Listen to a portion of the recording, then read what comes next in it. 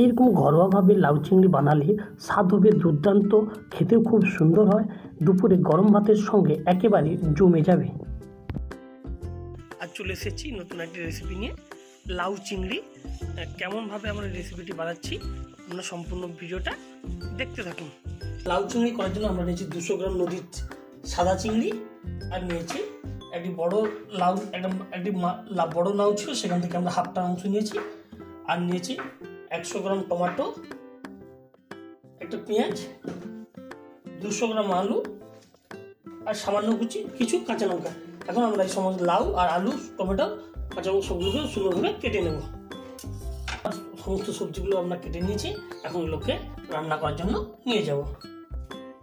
করার জন্য আমরা ওভেনের উপর কড়াই বসিয়ে দিয়েছি। কড়াইটা গরম হয়ে গিয়েছে, এই গরম কড়াইয়ের উপর আমরা যোগ করে দিচ্ছি 2.5 টেবিল চামচ সরষের তেল।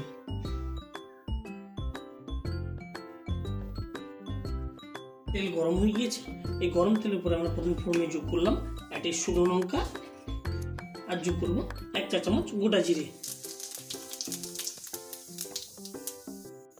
শুকনো লঙ্কা গোটা জিরে যোগ করছি ফোড়নে। এখন আমরা এরপর যোগ করবো সামান্য পরিমাণ পেঁয়াজ কুচি। পেঁয়াজ কুচি যোগ করে দিয়েছি, তাকে আমরা কিছু নাড়িয়ে দেবো।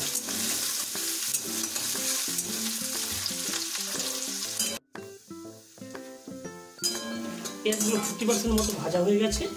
এখন আমরা কড়াইয়ের উপরে যোগ করে দিচ্ছি 1 চা চামচ লঙ্কা গুঁড়ো, সঙ্গে এর উপরে আমরা যোগ করে দেব 1 চা চামচ হলুদ গুঁড়ো। লঙ্কা গুঁড়ো, হলুদ গুঁড়ো যোগ করে দিয়েছি। এখন এটাকে 2 মিনিট ধরে ভালোভাবে কষিয়ে নেব। মিনিট হয়ে গেছে, এখন আমরা কড়াইয়ের উপরে যোগ করে দেবো 200 গ্রাম সাদা চিংড়ি যোগ করে দিয়েছি, তাই এটাকে কিছুক্ষণ নেড়ে নেব। তাই আমরা মিনিট 3 ধরে লোকভাবে নাড়িয়ে নেব।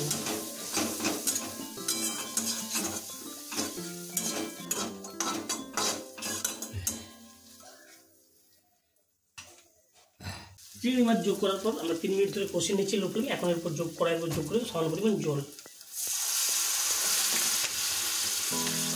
যোগ করে দিয়েছি। এখন আমরা কড়াইয়ের পরে কেটে রাখা 200 গ্রাম আলু কুচি যোগ করে দেব। আলু কুচিগুলো যোগ করেছি, এটাকে আমরা লো ফ্লেমে মিনিট 5 ধরে কষাতে থাকবো।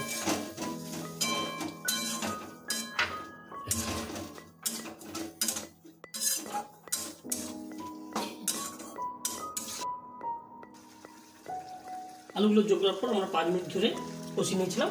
এখন কড়াইয়ের উপর যোগ করেছি কেটে রাখা লাউয়ের টুকরোগুলো। আমরা লাউয়ের টুকরোগুলোকে এরকম সাইজের করেছি, আপনারা চাইলে একটু ছোটো করতে পারেন বা একটু বড় করতে পারেন। কেটে রাখা সমস্ত লাউয়ের টুকরোগুলো কড়াইয়ের উপর যোগ করে দিলাম। এখন আমরা কড়াইয়ের উপরে যোগ করে দেবো 100 গ্রাম পরিমাণ টমেটো কুচি,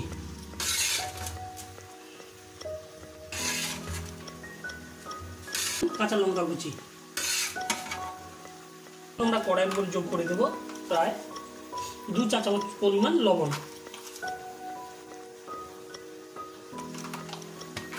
লবণ যোগ করে দিচ্ছি। এখন এটাকে আমরা মিনিট 5 ধরে কষাতে থাকবো।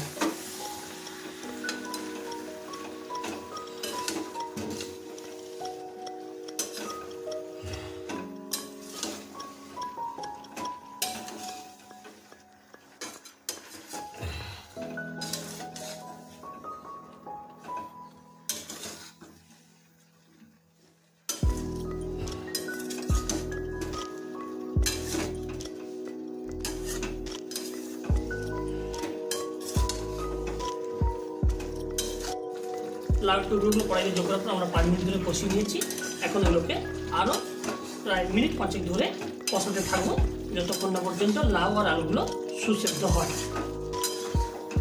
আর আপনারা বাড়িতে চাইলে এই লাউয়ের এই রেসিপি বানাতে পারেন, তবে সেক্ষেত্রে চিংড়ি মাছ আপনারা একটু বড়ো ব্যবহার করতে পারেন। আমরা বাজারে বড়ো চিংড়ি পাইনি, তাই ছোটো চিংড়ি ব্যবহার করেছি। বড়ো চিংড়ি ব্যবহার করলে খুব আরও রেসিপিটা খুব দুর্দান্ত হয়।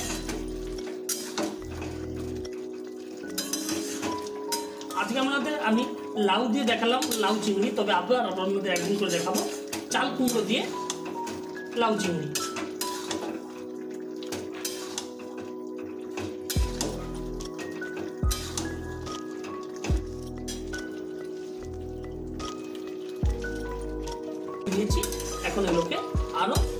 প্রায় মিনিট 5 ধরে কষাতে থাকবো যতক্ষণ না পর্যন্ত লাউ আর আলুগুলো সুসেদ্ধ হয়।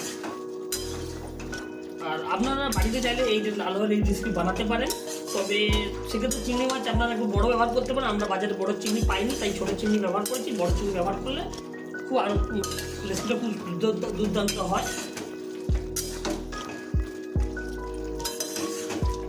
আজকে আমি লাউ দিয়ে দেখালাম লাউ চিংড়ি, তবে আপনাদের একদিন করে দেখাবো চাল কুমড়ো দিয়ে লাউ চিংড়ি।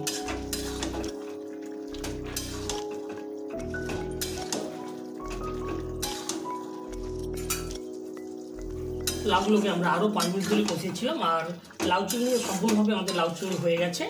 আর একটা ঠান্ডা হইলে এটা কড়াই থেকে তুলে আমরা অন্য একটা পাত্রে নিয়ে যাব।